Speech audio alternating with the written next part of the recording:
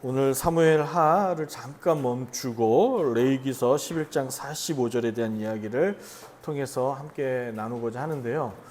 제가 문득 말씀을 준비하다가 생각이 들어서 간혹 사무엘 하를 계속적으로 이어가다가 간혹 세상에서 기독교인이 살아가기 이렇게 해서 여러분과 함께 좀 은혜를 나누고자 합니다. 여러분 오늘 이제 말씀을 이어가기 전에 앞서 좀 말씀을 한 구절 더 찾아보기를 원하는데요. 여러분 마태복음 5장 48절 한번 찾아보시겠습니까? 마태복음 5장 48절입니다. 마태복음을 여러분과 나눌 때도 함께 나눴던 얘기인데 오늘 읽었던 레위기서 11장 45절과 예수님께서 제자들에게 가르쳐서 직접적으로 하셨던 마태복음 5장 48절 여러분 눈으로 보세요. 그러므로 하늘에 계신 너희 아버지의 온전하심과 같이 너희도 온전하라. 이게 지금 레위기서 11장 45절의 문법과 같죠. 11장 45절에 너희의 하나님이 데려가 애굽 땅에서 인도하여 낸 여호와라. 내가 거룩하니 너희도 거룩할지어다. 너희 아버지도 온전하심과 같이 너희도 온전하라. 라는 말인 거예요. 그러니까 지금 구약에서 하신 말씀과 신약에서 예수님께서 하신 말씀, 하나님의 두 번째 하나님으로서 하셨던 예수님의 말씀이 다르지 않다라는 것을 보게 되죠. 여러분 레위기서가 참 재미없는 성경 말씀 중에 하나이지 않습니까? 그 이유가 제사법에 대한 이야기들을 이렇게 나열하고 있기 때문에 그래요. 기독교가 일반 종교들과 다른 이유는 일반 종교들 안에도 하나님께 예배드리는 이제 방식들이 각각 있지만 어떠한 방식에 있어서 드려도 이제 상관이 없어요. 그러나 기독교는 하나님이 요구하는 방식으로 예배를 드려야 되죠. 할렐루야. 예. 그 이유가 뭐 있냐면 어디에 있냐면 하나님은 거룩하시기 때문에 그렇습니다. 아멘. 그러니까 레위기서의 제사 방식들을 나열한 그것들을 보면서 왜 이렇게 하나님은 제사 방식이 복잡할까가 아니라 하나님은 거룩하시기 때문에 그렇구나. 그래서 세상과는 전혀 다른 구별된 방법으로 예배를 드려야 하나님께서 받는 예배구나라는 것을 도전받는 것이죠. 그러므로 레위기서의 주제는 11장 45절입니다. 주제가. 그러니까 레위기서가 여러 제사 방법을 통해서 읽는 독자들에게 요구하는 것이 뭐냐면 하나님이 거룩하니 너희도 세상 속에서 거룩해야 된다라는 것을 이야기하는 것이죠. 하나님이 구별된 존재로서 존재하기에 하나님의 백성인 너희 또한 이 땅 가운데 구별된 존재로 존재하여야 된다라는 것을 말씀하고 있는 거예요. 여러분 거룩이란 단어가 무슨 의미를 갖고 있습니까? 구별되다, 다르다라는 뜻을 갖고 있어요. 이 말은 그 어떤 물체나 그 사물에 있어서 모양이 다르거나 그 성질이 다르다, 구별되다라는 수준 정도에서 우리에게 말씀하고 있는 것이 아니라 성경에서 하나님에 대한 그 거룩하다라고 표시하는 것은 하나님에 대한 신적 본질에 대한 이야기를 하고 있어요. 하나님이 어떤 분이십니까? 라고 했을 때 하나님을 어떻게 설명해야 되냐면 하나님은 거룩하신 분이세요 라고 얘기하는 거예요. 그러니까 존재로서 그분은 세상의 그 어떤 것보다도 위대하시며 존귀하시며 구별된 자로서 다른 존재다라는 것을 이야기하는 거예요. 다른 존재다. 그러니까 이 세상에서 하나님과 같은 존재는 없는 거예요. 네.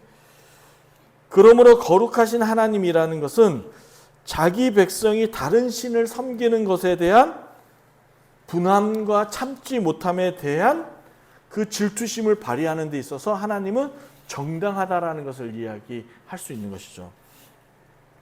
단적인 예로서 출애굽기 34장 14절에 보면 이런 말씀이 있어요. 너는 다른 신에게 절하지 말라. 여호와는 질투라. 이름하여 하나님을 질투하는 하나님이다라고 얘기하는 거예요. 그러니까 하나님의 아까 신적 본질에 있어서 하나님은 어떤 분이라고요? 거룩하신 분이라고 얘기했어요. 그러니까 이 거룩이라는 바탕에서 당신의 백성이 다른 신을 섬기고 다른 것에 몰두하고 다른 것에 관심을 두어요. 하나님을 향한 무관심과 하나님을 향한 그 마음이 사라지는 것에 대하여 하나님은 매우 심기가 불편하시다라는 거예요. 그 표현을 질투하시는 하나님이라고 이야기하는 것이죠. 하나님이 자신의 다름을 나타내기 위해서 이렇게 표현하신 거예요. 그러니까 우리의 질투 안에는 미움도 깃들어져 있죠. 어릴 때 보면 또 시기도 있어요. 그러나 하나님은 이 구별되다 다르다라는 말 속에는 하나님의 질투 속에서는 미움과 시기가 존재하지 않고 오로지 자신이 아닌 다른 것에 관심을 두는 자기 백성에 향하여 하나님은 매우 마음이 불편하시다라는 거예요. 마음이 감정적으로 매우 어렵다라는 것을 이야기하고 있는 것이죠. 그러므로 죄인으로서 결탄코 하나님을 만날 수 없는 이유가 여기에 있는 거예요. 죄인으로서 하나님이 우리에게 오시지 않는 한, 하나님께서 자신을 계시하지 않는 한, 그러니까 계시하다란 말이 종교적인 언어로서 어렵게 들리는 뿐이지 쉬운 말로서 뭐예요? 하나님께서 자신을 드러내 보이지 않는 한 인간은 하나님을 만날 수 있다 없다? 없다라는 거예요.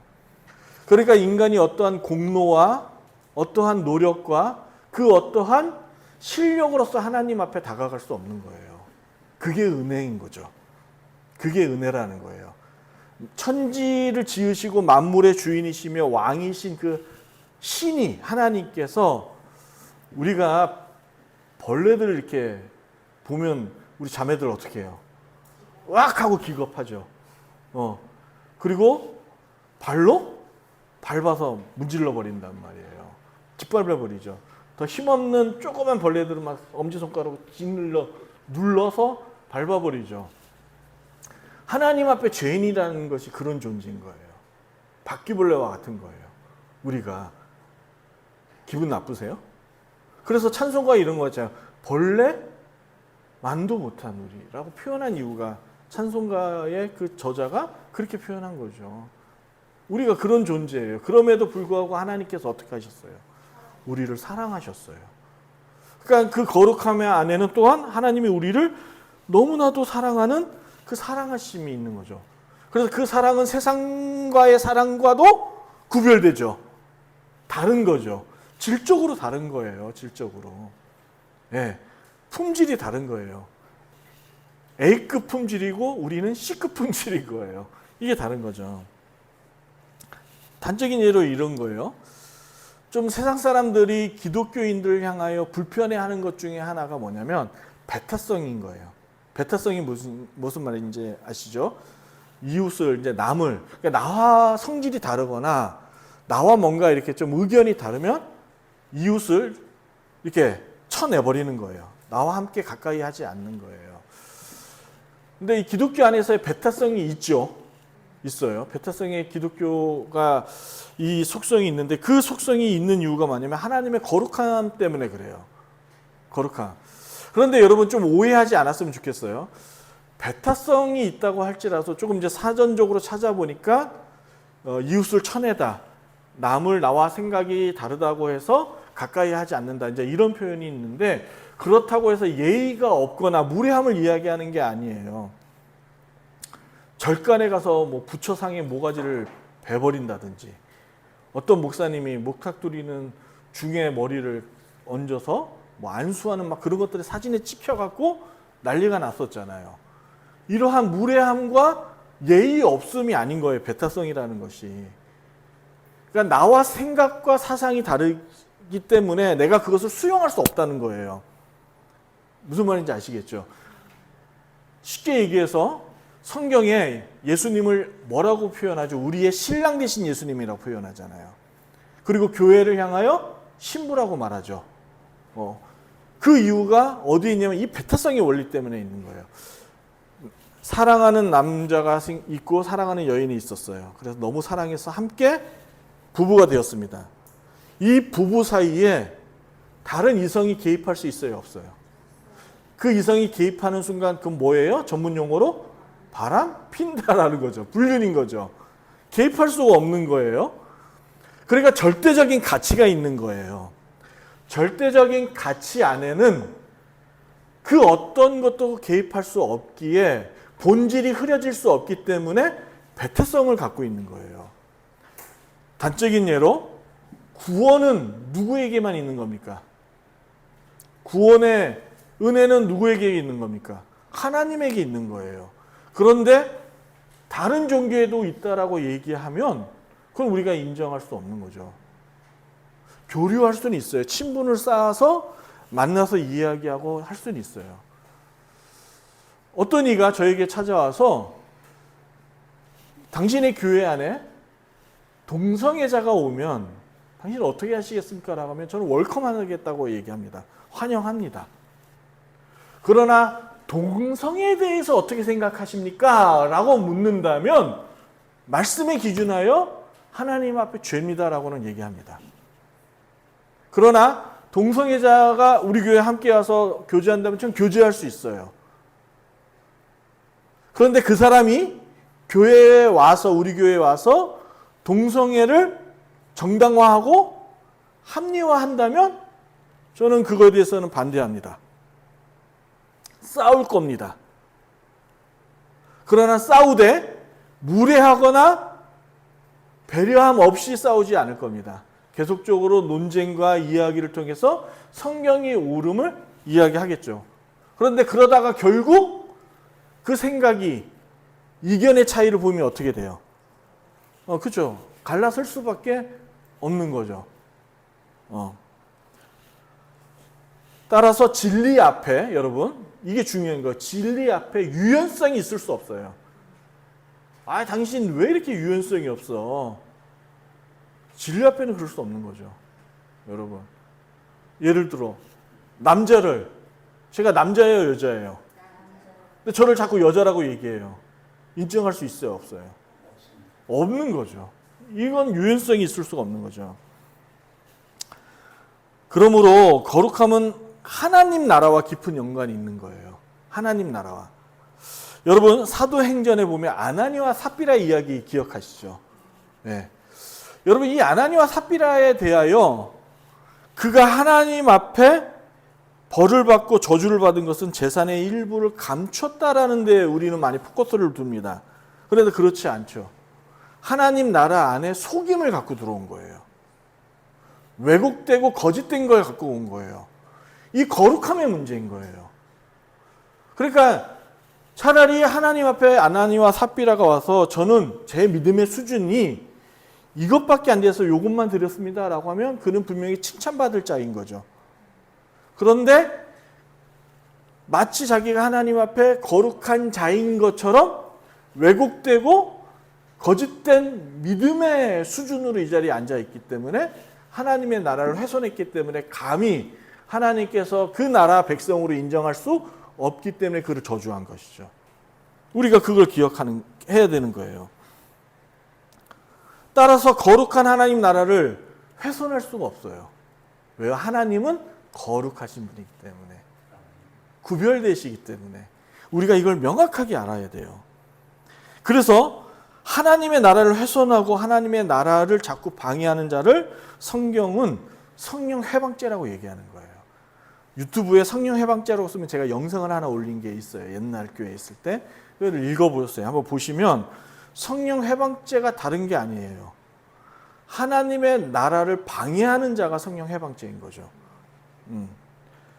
자, 그러면 죄인이 되는 우리가 우리 편에서 하나님의 거룩함을 어떻게 나타내고 살 수 있을까요? 우리는 그렇게 살 수 없어요. 왜냐하면 여러분과 저는 이미 죄인이기 때문에. 이 말은 하나님의 거룩함에서 이미 분리되어 버렸어요. 그러므로 영원히 섞일 수가 없는 거죠. 물과 기름이 섞일 수 없는 것처럼 함께 할 수가 없어요. 그러므로 하나님께서 우리에게 오신 것이 은혜라고요. 할렐루야. 주님께서 우리를 안아주시고 품어주신 것이 은혜라고요. 그러니까 이 사실을, 이 진리를 깨달으면 마음이 정말 불타오를 수밖에 없는 거예요. 그 열정이 생길 수밖에 없는 것이죠. 그래서 아까 불렀던 찬양의 내용처럼 세상의 그 어떤 낙을 비교해도 주님께서 주시는 이 한량없는 은혜와 그 기쁨에 비교할 수가 없는 거예요. 여러분, 우리가 하나님 앞에서의 내려놓음이라는 것이 포기가 아닌 거예요. 내가 악을 쓰고 이거 세상 거 내가 갖고 싶지만 어쩔 수 없어, 포기해야지, 이게 아닌 거예요. 예수님을 진심으로 만난 사람은 세상 것을 똥으로 본다니까요. 여러분 안 그러세요? 세상 것이 가치 없는 것으로 보여요. 물론 좋은 거 쓰면 좋죠. 루이비통 가지면 좋죠. 채널 같은 거 가지면 좋죠. 그런데 그게 없다고 해서 제가 무슨 말씀을 드리냐면 마음이 불편할 필요는 없는 거예요. 마음이 괴로울 필요가 없는 거예요. 누구와 비교해갖고 그로 인하여 내 삶이 비참하다라고 여길 이유가 없는 거예요. 왜? 나는 그것보다 더 상의 최상의 가치인 예수님과 함께하고 있기 때문에. 그러므로 우리가 하나님 앞에 죄인인 여러분과 제가 거룩하다 할 수 있는 이유는 하나님 편에서요. 오로지 우리가 어떤 행동과 우리의 어떠한 실력과 우리의 어떠한 위치 때문에 거룩해지는 것이 아니에요. 그것이 아니라, 다시 말해 목사이기 때문에 거룩한 게 아니고 장로이기 때문에 거룩한 것이 아니라 오로지 하나님 편에서 하나님께서 너를 거룩하다라고 칭해 주셨기 때문에 거룩해진 거예요. 이해 가세요? 자, 말씀 찾아보겠습니다. 출애굽기 3장 5절입니다. 오늘 말씀 모든 설교가 다 귀하고 복되지만 오늘 설교는 특별히 여러분 좀 귀담아 집중해서 좀 들어주시기 바랍니다.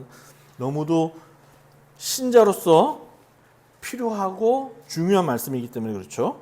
3장 5절을 여러분의 목소리로 읽습니다. 시작.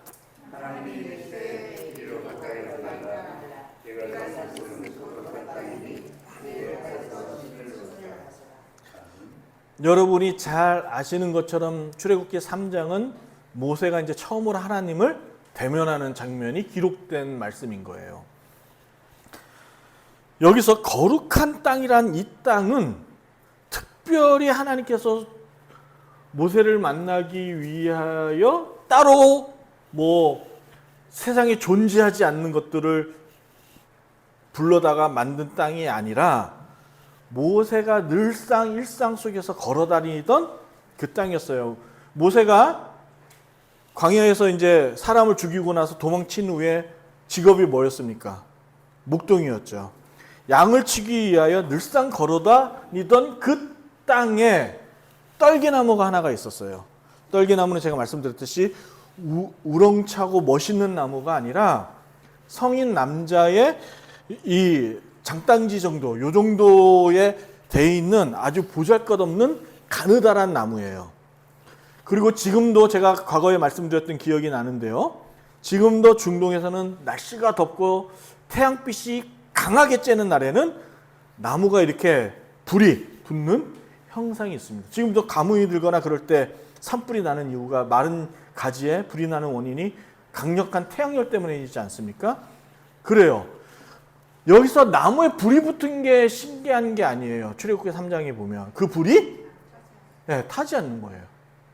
제가 말씀드렸죠. 이 세상에는 무엇인가가 타기 위해서는 발화 물질이 필요하다고 했죠. 석유라든지 나무라든지 화학품이 필요한 거예요. 그런데 이 나무가 타지 않는 거예요. 소멸되지 않는 거예요. 불이 스스로 자생하는 거죠. 그래서 모세가 하나님이 누구십니까? 라고 물었을 때 나는 스스로 있는 자다 라고 얘기하는 거죠. 이게 얘기하는 거죠. 그런데 그 땅은 늘 모세가 다니던 땅이에요. 그런데 그 땅이 거룩한 땅이래요. 왜요? 하나님께서 그 늘상 다니던 그 모세의 그 자리에서 멈춰 세워놓고서는 모세를 불렀잖아요. 모세를 부르기 위한 하나님의 도구로서 그 땅을 사용하셨기 때문에 그 땅이 거룩한 땅이 된 거예요. 또 한번 찾아볼게요. 출애굽기 13장 2절입니다. 읽습니다. 시작. 이스라엘 자손 중에서 사람이나 짐승을 막론하고 배에서 처음 나는 모든 것은 다 구별하여 내게 드리라. 여러분, 항상 뭐든지 이 세상은 처음이라는 게 존재하죠. 처음이라는 게 존재해요. 내가 아이를 결혼해서 처음 이제 부부가 낳는 아이를 첫째라고 얘기합니다. 동물들도 마찬가지고. 그러니까 이거는 늘 존재하는 거예요. 그런데 하나님께서 태어난 것 중에 처음이라는 것을 쓰시겠대요. 하나님께서 쓰시겠다고 하니 그 쓰겠다고 하는 그것은 당연히 하나님 것인 거예요. 그러므로 그건 거룩한 것이죠. 또 찾아봅니다. 19장 23절입니다. 19장 23절입니다. 부지런히 찾으셔야 돼요. 여러분의 목소리로 읽습니다. 시작.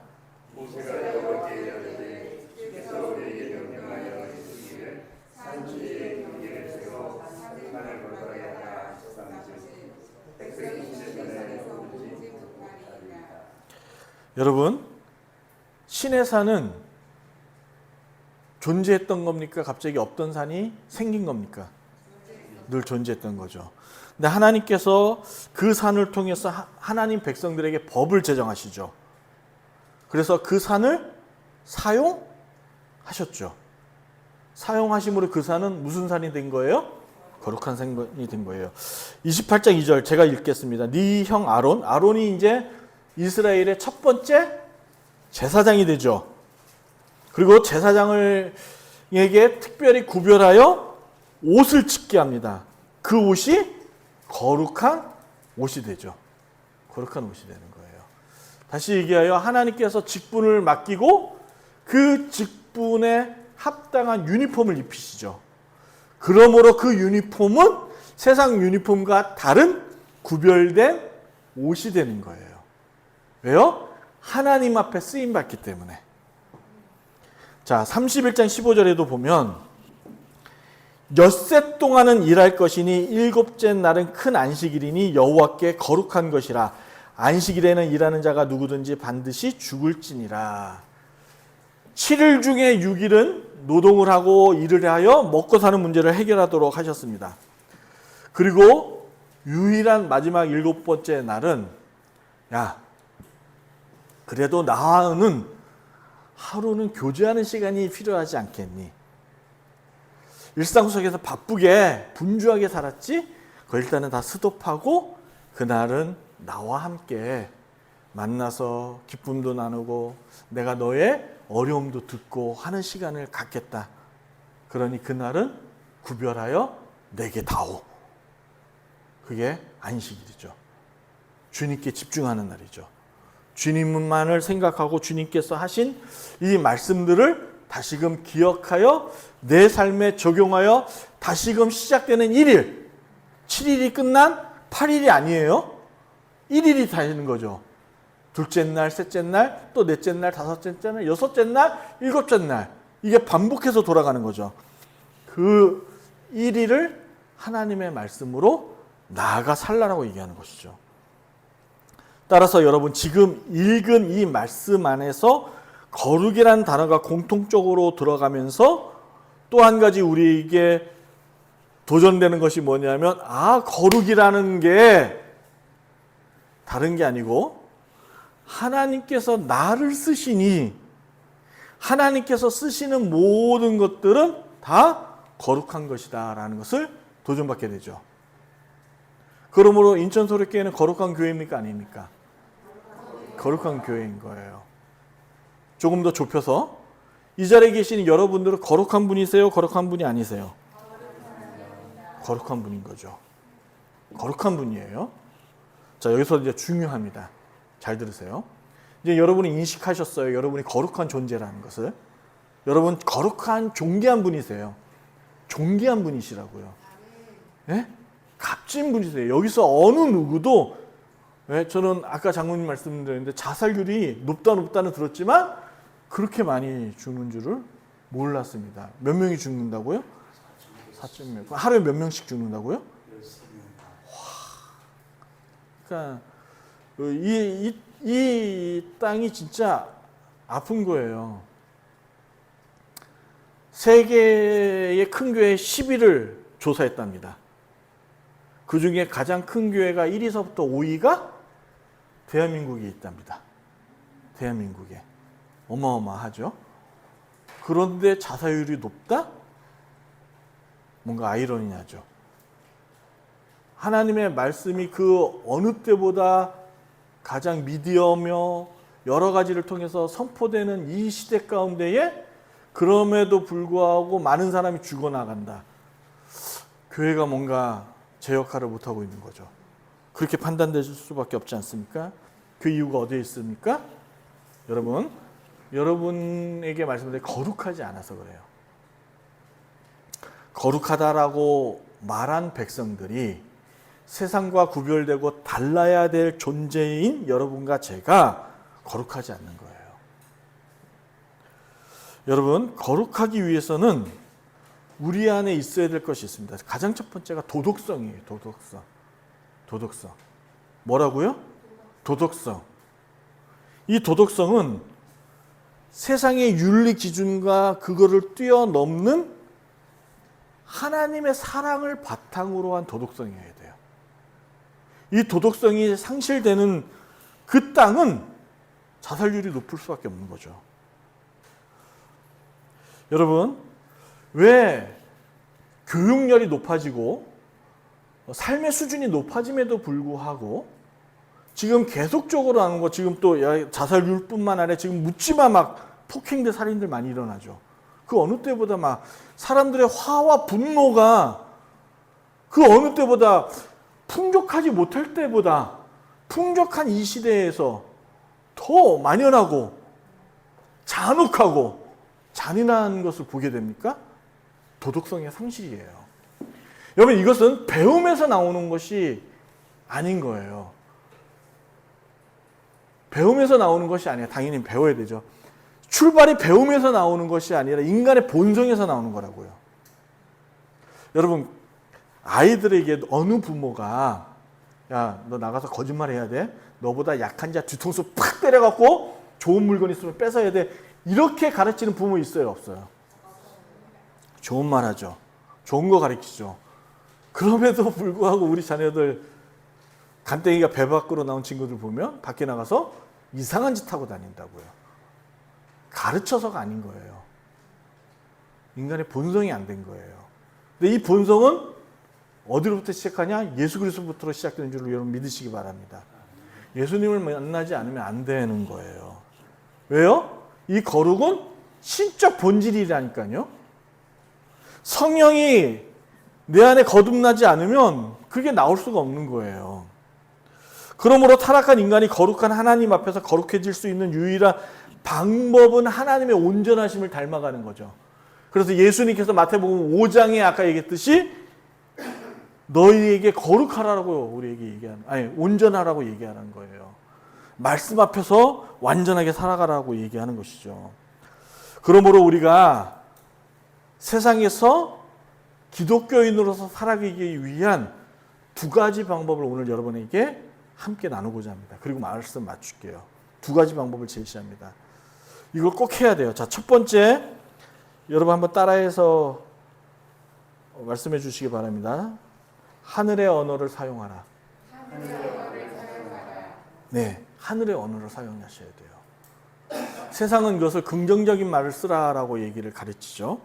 그런데 단순히 이러한 긍정적인 언어와 다른 하늘의 언어를 써야 돼요. 그 이유가 있습니다. 그리고 이 언어는, 이 언어를 쓰는 사람이 누구죠? 나예요, 나. 말을 하는 사람이 나예요. 그럼으로써 이 말을 통해서 그 말을 또한 제일 먼저 듣는 사람이 누굴까요? 상대방이 아니고 나예요. 왜냐하면 그 말을 하기 위해서 내가 생각했어요? 안 생각했어요? 생각했죠. 내가 말을 썼다고요. 그리고 언어는요, 여러분, 학자들이 얘기해요. 언어는 항상 사상이 배어 있어요. 세계관, 제가 늘 말씀드렸듯이. 그러니까 그 사람의 말투를 보고 그 사람의 말에 그 내용들을 들어보면 그 사람이 무슨 생각하고 사는지를 우리가 알 수 있다라고 얘기를 하는 것처럼 이 언어는 자기에게 영향을 주는 거예요. 그래서 하늘의 언어를 쓰지 않는 사람은 당연히 어디 나라 언어를 쓰겠습니까? 세상 나라 언어를 쓰는 것이죠. 그러므로 자신에게 먼저 하늘의 언어를 쓰셔야 돼요. 자신에게. 그리고 그 언어를 통해서 자신에게 용기를 줘야 됩니다. 용기를 줘. I can do it. 나는 할 수 있어. 단순히 그런 자기 개발이 아닌 거예요. 여러분, 행동이 필요하다라는 것은 말하지 않아도 다 아시죠? 복권 1등 당첨되기를 원하는 사람은 가장 먼저 뭐 해야 된다고요? 복권을 사야 돼요. 아무리 할머니가 나타나서 1등 복권 가르쳐 줘봤자 복권 사지 않으면 말짱 도루묵인 거죠. 복권을 사야 되네요. 이 얘기는 뭐예요? 반드시 행동이 요구되는 거예요. 그런데 여러분, 이 말을 다 아는데도 방구석에 이렇게 이제 그걸 뭐라고 하죠? 막 나오지 않는 우리의 자녀들이나 은둔 형들, 이런 친구들이 왜 생기는 줄 아십니까? 용기가 없어서 그래요. 근데 그 용기는 언어에서 나온 겁니다. 언어. 그래서 그 언어는 또한 자기에게 먼저 영향을 주는 거예요.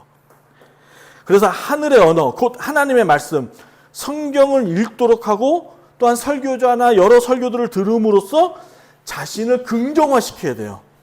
긍정화. 할 수 있음을 자신 있게 생각해야 되는 것이죠. 그런데 그 일은 언어를 통해서밖에 생각이 안 돼요. 그리고 그 언어는 거룩함에서 나오는 거예요. 거룩한 언어, 세상과 다른 언어. 아시죠? 여러분, 하물며 세상 사람도 여러 가지 전문 강사들이나 이러한 말들을 통해서 긍정적인 얘기를 통해서 자기를 힐링하지 않습니까? 예, 여러 좋은 영화 같은 거 보고 좋은 프로그램 보고 이러는데 하물며 하나님의 말씀은 살아있는 말씀이에요? 죽은 말씀이에요? 그런데 왜 성경 안 읽습니까? 그런데 왜 하나님 말씀 안 듣습니까? 여러분, 몸에 좋은 음식은 맛이 쓰죠? 없죠? 몸에 나쁜 것은 달죠? 그러니까 똑같은 거예요. 얼마나 인간이 어리석은지 아시겠습니까? 자, 두 번째 마지막입니다. 여러분 따라해 보세요. 겸손함. 거룩한 자의 그 삶을 유지하기 위해서는 겸손해야 돼요. 그런데 이 겸손은요, 제가 늘 말씀드렸듯이 순종함이 있는 거예요. 순종함. 아이고, 목사님 왜 이렇게 잘생기셨어요? 아유, 늘상 듣는 얘기예요. 이런 게 겸손이 아니라고요. 네. 하나님 말씀 앞에 순종하는 거예요. 어떻게? 온전함으로. 100% 순종하는 거예요. 여러분, 신자가 하나님 말씀 앞에 순종하는 것을 알 수 있는 그 척도가 겸손함이에요. 겸손함. 여러분, 칼빈은 하나님 앞에 자신은 아무것도 아님을 인정할 때에 비로소 자신의 겸손함이 드러난다고 말씀했어요. 제가 이것도 옛날에 말씀드렸던 기억이 있습니다. 하나님 앞에 자기가 죄인임을 정말 인식하셔야 돼요. 이게 무슨 의미를 갖고 있냐면, 여러분 왜 하나님 말씀에 순종하지 않는지 아세요? 하나님의 말씀이 옳다라고 믿지 않기 때문에 그런 거죠. 아닌 것 같아요? 아니에요. 여러분 잘 깊이 따져보세요. 내 생각과 하나님 말씀을 비교했을 때 그래도 제 생각이 더 맞는 것 같아요 라고 생각하니까 말씀 순종하지 않는 거죠. 우리 늘 설교자들이나 이런 비교했잖아요. 여러분 당장 내일 주식이 개장하는 그 시간에 어느 종목이 3배로 뜰 겁니다. 정확한 정보를 알려주면 여러분 그거 달러빚을 내서라도 해요, 안 해요? 해야죠. 그 정보가 정확하다면. 근데 안 하는 이유가 뭐예요? 아닌지를 모르니까. 아니 이제 습관하면 그걸 떠나서 만약에 이제 로또 복권이 1등 복권을 누가 이게 1등 복권이야 라고 알려줬어. 그 사람을 믿는 사람이라면 여러분 그가 만약에 이제 하나님이 알려줬다 그러면 여러분 사요, 안 사요? 사야죠. 하나님이 알려주셨는데. 예. 근데 안 사는 이유가 뭐예요? 아니, 맞는데, 완전 티야. 맞는데, 제가 드리는 말씀은 그런데 믿지 못하니까 안 사는 거잖아요. 여러분, 하나님 말씀이, 제 얘기 이거예요. 하나님의 말씀이 우리를 살리는 말씀이에요? 죽이는 말씀이에요? 살리는 말씀이죠. 그런데 살리는 말씀인 것을 알면서도 순종하지 못하는 이유가 어디에 있냐고요? 네? 믿지 못하기 때문에 그런 거죠. 네, 아멘. 여러분, 따라서 하라 하지 말라를 분명하게 구별하는 거예요. 여러분, 도둑질이 나쁘다라는 거 모르는 사람 있을까요? 그런데도 계속해서 도둑질하는 이유는 그래도 된다라고 생각하는 거예요. 그래도 된다라고. 그러면 그 기준이 어디에 있는 거예요? 나에게 있는 거예요. 예. 여러분, 도박이 나쁘다라는 거 사람이 알아요, 몰라요? 알죠. 그런데도 계속해서 도박을 하는 이유가 뭐예요? 그래도 된다라고 생각하는 거예요. 가정에서 폭력을 일으키는 그 가정의 구성원들을 보면 상담하면 100% 뭐라고 어떻게 생각하냐면 가족에게 그렇게 해도 된다라고 생각하는 거예요. 그건 겸손한 자가 아닌 거죠. 하나님의 말씀이 자기보다 더 상위에 있다. 왕의 명령이라고 생각하지 않기 때문에 그런 거죠. 겸손함이란 이거예요. 두 가지. 언어의 변화예요. 거룩함이란 언어의 변화고, 두 번째 삶의 변화인데 그 삶은 어떻게 변한다고요? 겸손함으로 나와요. 겸손함. 낮고 낮은 자의 모습으로 살아가는 거죠. 그래서 이 두 가지를 갖춘 사람들의 주변을 보면 사람이 많을 수밖에 없는 거죠. 왜냐면 그 사람하고 있으면 행복한 거예요. 늘 말도 나를 이렇게 자기만 용기가 생기는 것이 아니라 이웃에게도 용기를 북돋아 주는 거예요. 그리고 겸손한 사람인 거예요. 그로 인해 그 사람 보면 낮아지고 싶은 거죠. 여러분, 마라톤 잘하는 연예인 하나 있죠. 요즘 TV에 많이 나와요. 누구 있습니까? 션 있죠. 션 보면 주변에 막 사람들이 많이 모이죠.